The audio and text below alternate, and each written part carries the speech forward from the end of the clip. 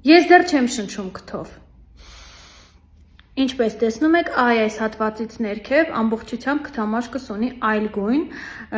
անտանելի ցավեր, այդ ցավերը ժամանակ առ ժամանակ հասնում են այն աստիճանի, որ հնարավոր չի ուղղակի դիմանալ ու ստիպված եմ լինում ընդունել ուժգին ցավազրկողներ։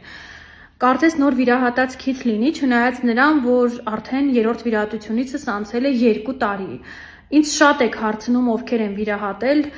անկախ նրանից, թե քանի անգամ եմ ասել իմ տեսանյութերում, սակայն նորից կասեմ։ Առաջին վիրահատությունս տեղի է ունեցել Սուրբ Աստվածամայր բժշկական կենտրոնում Արթուր Հարությունյանի կողմից 2013 թվականին։ Անկեղծության համար նշեմ, որ վիրահատությունս եղել է էսթետիկ նպատակներով, ֆունկցիոնալ խնդիր չեմ ունեցել։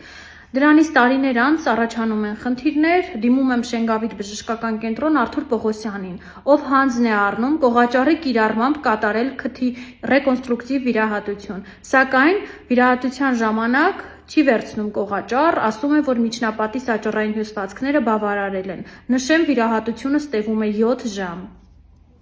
Երկրորդ վիրահատությունս 2022 թվականին է տեղի ունեցել։ Դրանից 1 տարի անց նույն բժիշկը Արթուր Պողոսյանը Նարեկ Հարությունյանի հետ միասին կատարում է քթիս 3-րդ վիրահատությունը։